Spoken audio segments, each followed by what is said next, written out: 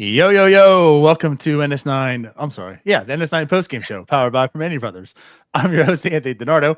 With me, we got Tyler. Tyler, Pirates lose 1-0. Paul Skenes pitch goes 5. How you doing? All right, we done? We're done. That's what happened. I know over. nothing. I know nothing else that happened after that. Man, you know what? Ironically, when you and I were talking behind the scenes, you mentioned, so what are we going to talk about today? And I said, well, Tyler, we're going to do what we always do. We're going to do yesterday's post-game show and just replace the names like Burrows with Paul Skenes. And that's essentially what happened. Today's Carmen Majinski is yesterday's Caleb Ferguson. There you go. Have a great night. Like, subscribe. We'll see you guys tomorrow. Mm-hmm. Yep. See you guys tomorrow. Be sure to tune in for Bucko Brew. And I'm going to take the rest of the season off. Goodbye. Love it. But no, honestly, it was just, like I said, it really was. I mean, I guess the difference was Paul Skenes looked better than Burrows yesterday, who also looked really good. Paul Skenes today, he goes 5 innings, strikes out 10, 5 hits, no walks. Also, Paul Skenes, congratulations. You are 2 for 2 for All-Star games. Yeah, during this entire mess of a day, and well, kind of a weird game. Not really a weird game, just a boring game. I don't know about you. I had a hard time paying attention myself because it was a repeat of last night. But I guess shout out to Paul Skenes. During that game, he got announced for the All-Star team, so that's cool. He'll probably start the game because he's the best pitcher in baseball that pitches for the worst team in baseball. Yeah. You could, I mean, hey, you can make an argument that he's not the best in baseball, but I think it's safe to say for the NL he is. So yeah, I believe he'll probably start. And we could talk a little more about that later, of course, as well. But before we do, let me tell you all about BetOnline. BetOnline continues to be your #1 source for all your sports betting action.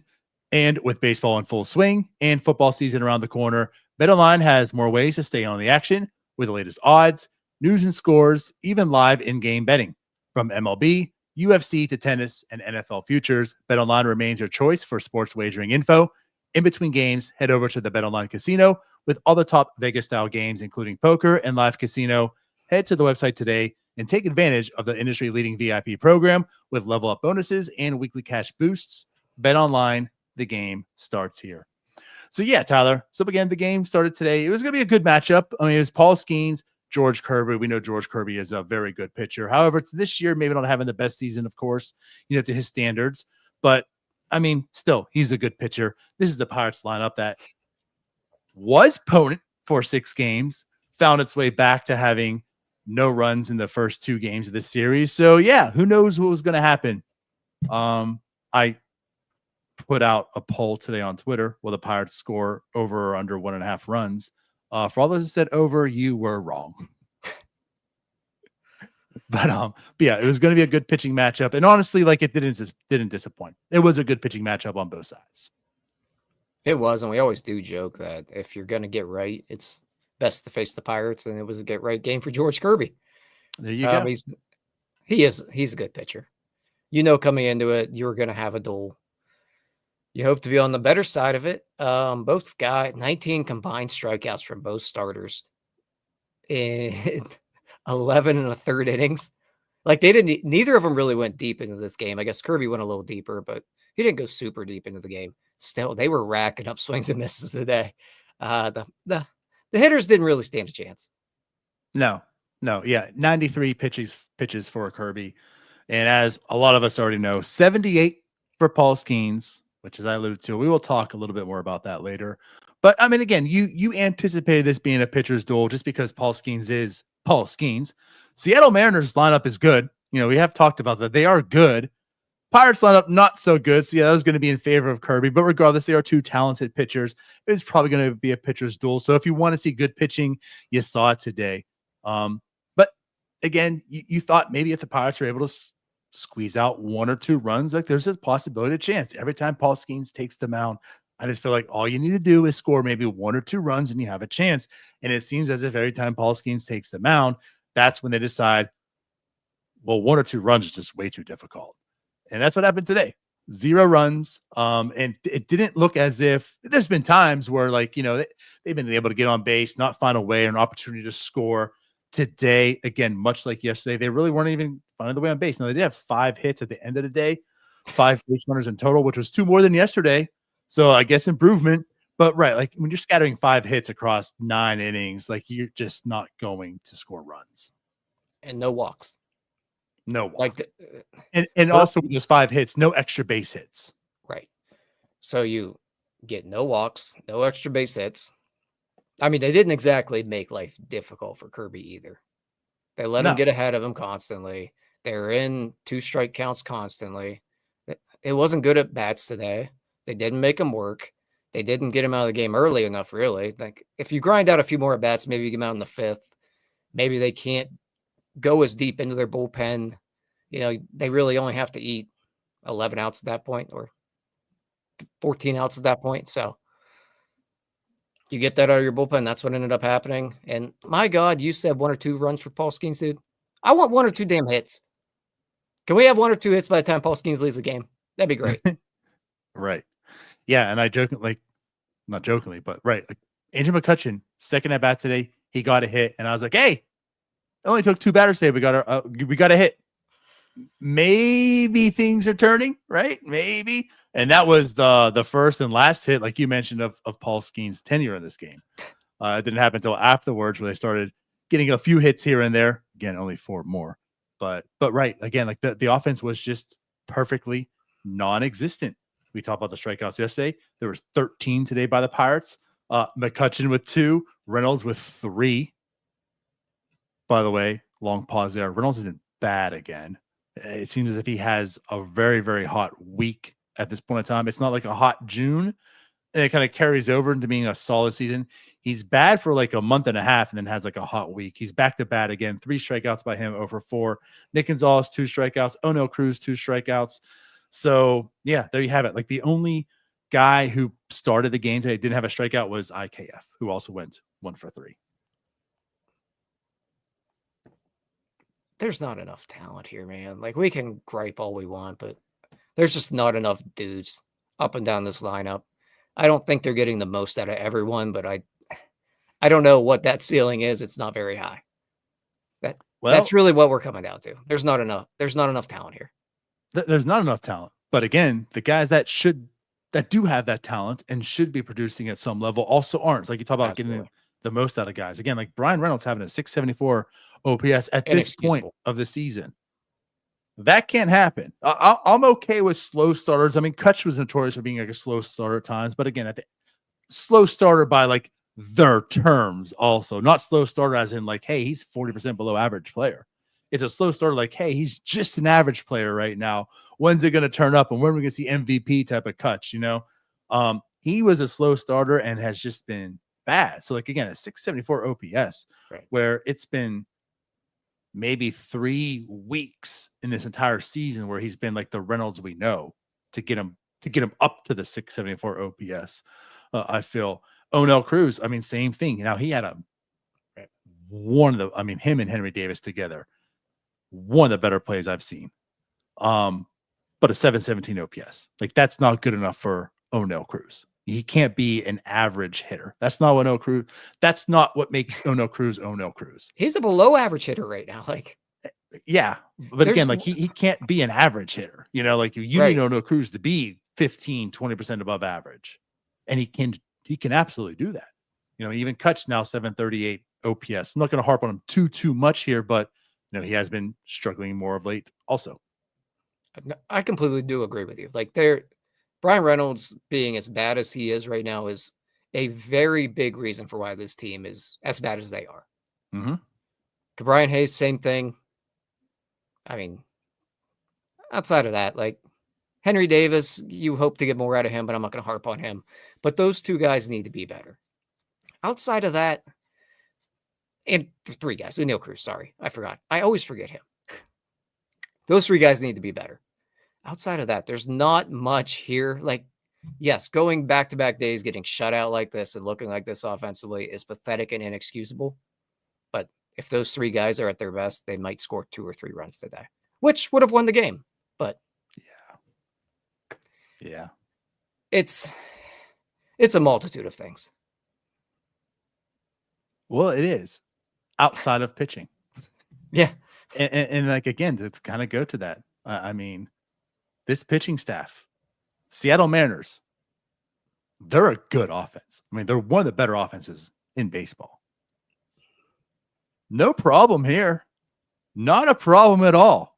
The Pirates just were shut out, which, by the way, makes history again. That we said last week, right?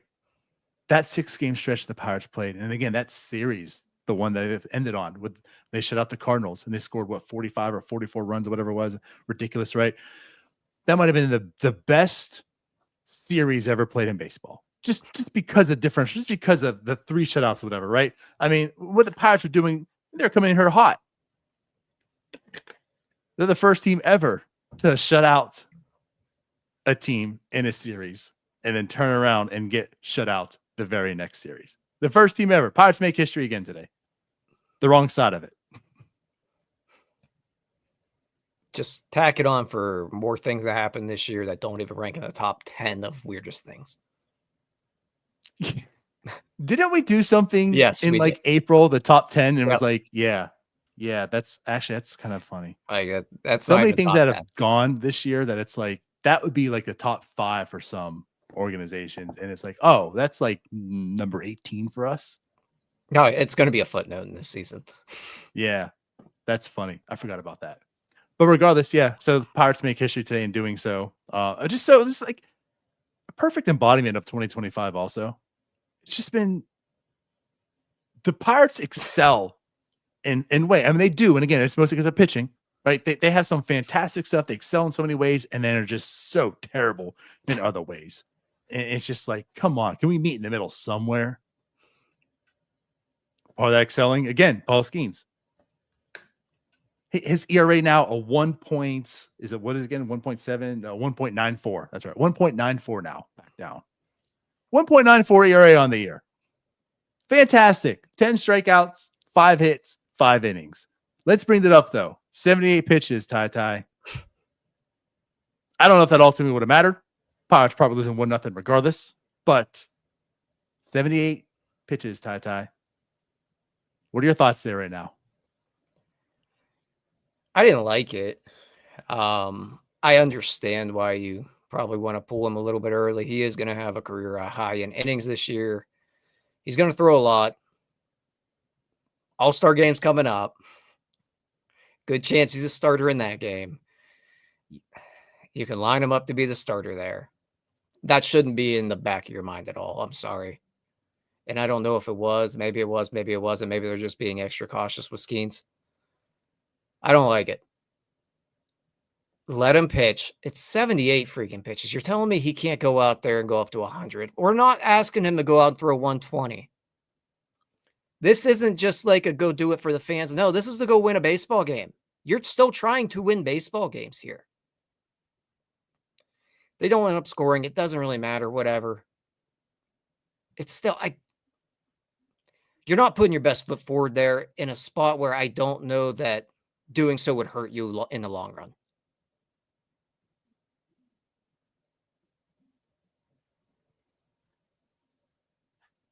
I'm kind of indifferent. I'm not going to make a hard stance on this. It's a loser mentality. If this is, I guess, let me preface this. If this is the reasons, right? I don't know the exact reasons. Maybe it is more of we are still kind of concerned about innings and pitches and whatnot. I tend to lean maybe it is because of the All-Star game. It wasn't like it was announced today, so now we got to plan for it. Everyone knows Paul Skenes is going to be in the All-Star game. Whether he's a starter or not is another question, which probably should be. But it's not like it's crept up on them. So I imagine they're thinking, okay, All-Star game's coming up. Here's the date. Here's where Paul lines up pitching. Do we want to allow Paul to pitch? If this team was in contention right now, absolutely problem today with what happened. I would be livid. This would be a completely different post-game show in that matter. Because, again, this is a loser mentality. You play to win, not all-star games. However, let's be kind of subjective here. This team sucks. We witnessed it. This team is terrible. It's pathetic. Did it really matter if Paul Skenes pitched 90, 100 innings and lasted 7 innings to then lose 1-0 to the Mariners? No. You know what? Hell, if they won, does it really matter in the grand scheme of things? No. This team's terrible. They're like the 5th worst team in baseball. Actually, that could be worse now after this sweep. I'm not quite sure. But that's where they were. This team's not going anywhere. Paul Skenes in the All-Star game, starting it back-to-back years. That's something memorable. That's something like, hey, Paul Skenes, you can do this. Do I want to take that from him for this terrible-ass team that I put together? Like, if I'm going to offer him some type of olive branch to this season, at least let him pitch in the All-Star game. And that's where I come on this. My thought is, and we all kind of were talking about this behind also, if he pitches on Friday, that allows him 3 more days rest to then pitch in the All-Star game, which therefore, and I understand that's not also a full workload, but that's you're pitching 3 times in 10 days. So maybe lightening the workload today, probably lightening it a little bit on Friday. I'm forewarning you come Friday. Also look and probably see the same thing to allow him to pitch in the All-Star game. To me, I don't think it's that big of a deal because of the terms of the season. Again, if they're in 1st, 2nd, 3rd place, they're in the wild card hunt. Absolutely a problem. You know what, Paul Skenes, you're an employee of the Pittsburgh Pirates, not an employee of the MLB All-Star game. But again, they suck. Call a spade a spade. They suck. Paul knows they suck. Ben knows now they suck. Give the guy a solid. Let him pitch in the All-Star game. Here's the problem is that I just can't really care enough about any of it right now because this team's so freaking bad. Like, it doesn't matter. If Paul Skenes throws in the All-Star game, we'll get some extra eyeballs on this team that's 15 games below 500 before the All-Star break. What does it freaking matter anymore? The big problem is that you're going to send a guy to start in the All-Star game and you are this bad of a baseball team. The problem is that you can go ahead and limit the pitches Paul Skenes throws because this game doesn't really matter. Yeah. July 6th, that game, it really doesn't matter. So, yeah, we'll limit you these next 2 starts we're talking about potentially. 2 starts of the best pitcher in the National League being limited so that he can pitch in an All-Star game because your team's that bad. Mm-hmm. Because these games just don't matter in July. Mm-hmm. There's the problem here. Well, yeah. Like, and at to this point, compound sure, go let him do it. Whatever. Hayes in the barn at this point. You're already bad. Doesn't matter. To compound that problem, again, all you needed from this team is to score 2 runs today. They couldn't do that. Like, that's whether Paul Skenes pitches 5, 7, or 13 innings today. Like the problem is the team stinks. Like, they can't score 2 runs. So again, that's why I really don't have that much of a problem. He did his job in those 5 innings as well. Fantastic job. He struck out 10 dudes in 5 innings. Another no decision from him. He's a losing pitcher on the year. And again, I know pitching wins don't matter. This is another example of why they don't. Trust me, I have a hard stance on that. Like, pitcher wins do not matter. But it just also just goes to show the team, like, how kind of pathetic they are when Paul Skenes pitches. Because as mentioned, he has a 1.94 ERA and he is a losing pitcher. But regardless, again, just the 5 innings thing, I don't really have an issue either way. If they would have put him back out there and pitched him the full amount, today and pitched him the full amount on Friday and not allow him to pitch on the All-Star game, I mean, hey, that's how it worked out, right? It sucks that you don't get to, but hey, we need you. You're a pitcher. The same sense. Does it really matter? No. This team's not going anywhere. Throw a guy a bone. Let him participate in the activities. Let him actually go out there and pitch again, and maybe have another moment. We saw the moment last year with Soto. I mean, you know, he faced Judge and all that. Like, it was kind of cool. It's the talk of everybody. He did his rookie year. Now let him do it back to back. Sure. Is he gonna like? And that's where I come to, like, the pitching and stuff. Like, if he goes 100 pitches today and goes 100 pitches on Friday, is he going to be able to pitch in the All-Star game? I don't know. So again, maybe this is their way of having best of both worlds. You know, you don't really line up perfectly to pitch unless we kind of peel back a little. So we'll peel back a little bit so you can do both things. Yeah, man. Like I said, the hay's in the barn already. They are who they are. Don't compound it, like you said. Yeah. You might as well just let the dude start in the All-Star game. Don't deprive everyone of more, like, don't deprive people of good Paul Skenes action. And it's business, yeah, the people, the organization, but also, again, like, just for Paul Skenes, go out there, have fun, enjoy it, make memories. This wasn't going to be a memory. I'm sure, again, him pitching 7 in a 1-0 shutout loss wasn't going to be a core memory in Paul Skenes' career. But maybe next week in the All-Star game in Atlanta, he'll be able to create some. So that's how I look at it. Again, to me, no big deal. It's just because Ben Cherington stinks at putting together a good team. You want to fault anybody? Don't fault Don Kelly. Don't fault Paul Skenes. Don't fault Ben Cherington for having a team that currently is, what the hell are they, Tyler? 38 and 53 on July 6th. Yeah. That's whose fault this is. Yeah. Anywho. Yeah. Paul Skenes struck out 10 dudes in 5, and he struck out 2/3 of his outs. Correct. And I felt like he just, like, went that route today.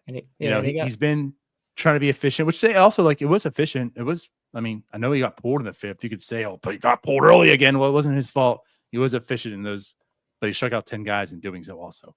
Today was like, he was in straight attack mode. It didn't look that way in the first. The first, it was like a little shaky. And then he was in the zone.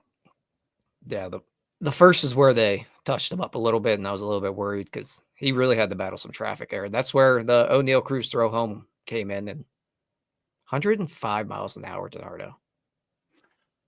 Not a good day to play from O'Neill, but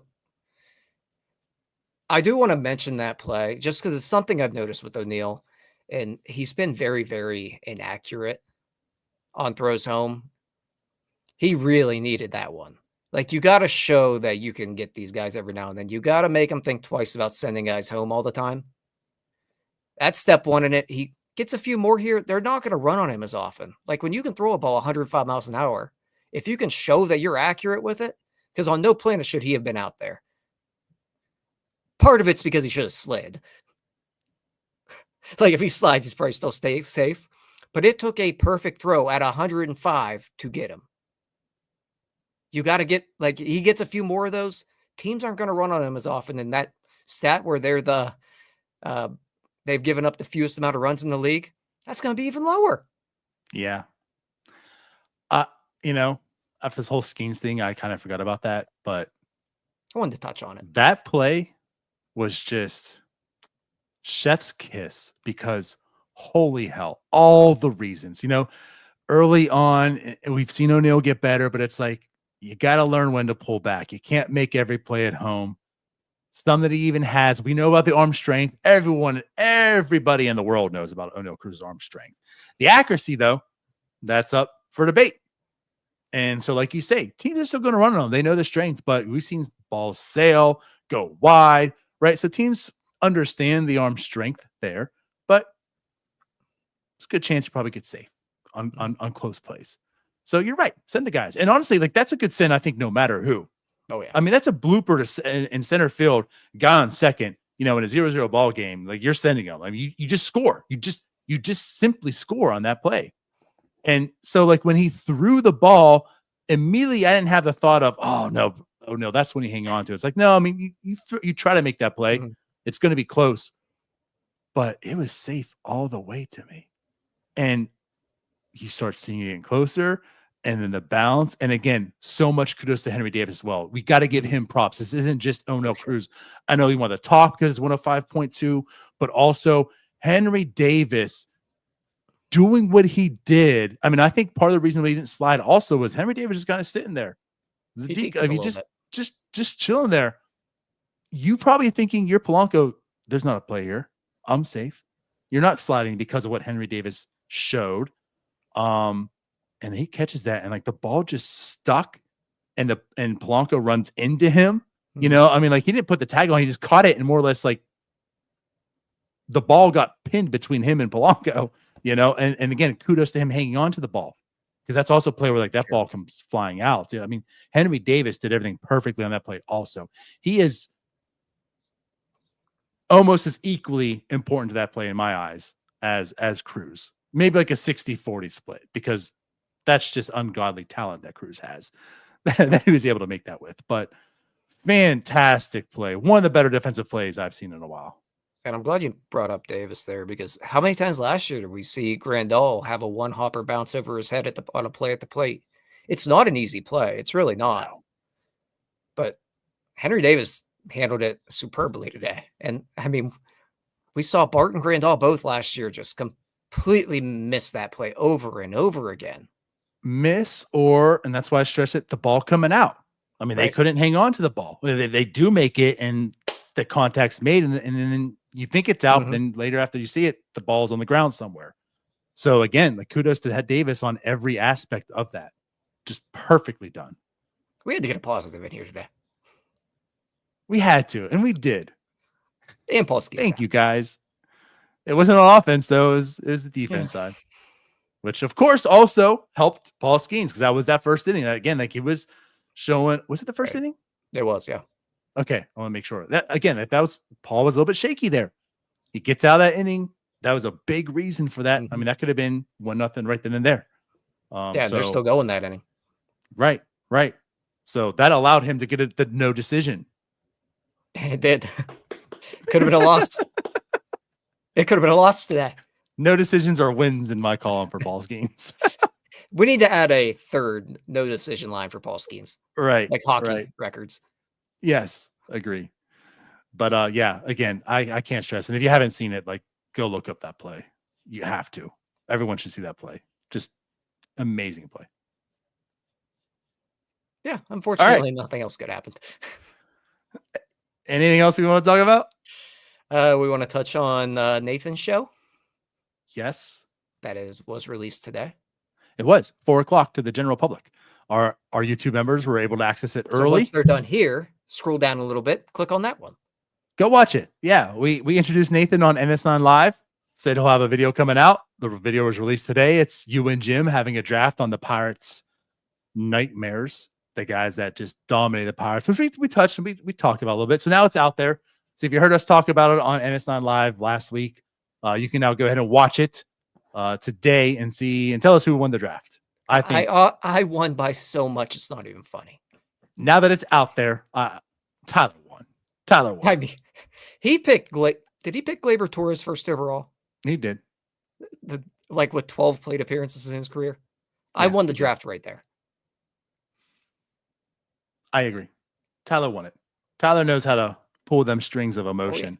Oh, yeah. And I know my people. Absolutely. The route you took, that's going to win. I hope. If it doesn't, then everyone who voted for Jim's also a loser. Oh, yeah. It's stupid. Loser. Do I got to do it? Do I have to do it, Ty? Yeah, you got to do it. If you picked Jim. Loser. You're all a bunch of losers. But yeah, so that's pretty much the day. I guess they play tomorrow. Yeah, 7:40. Yep. So, God, I hate these Central Time Zone. There's that. Pirates play the Royals tomorrow. We'll have Bucko Banner.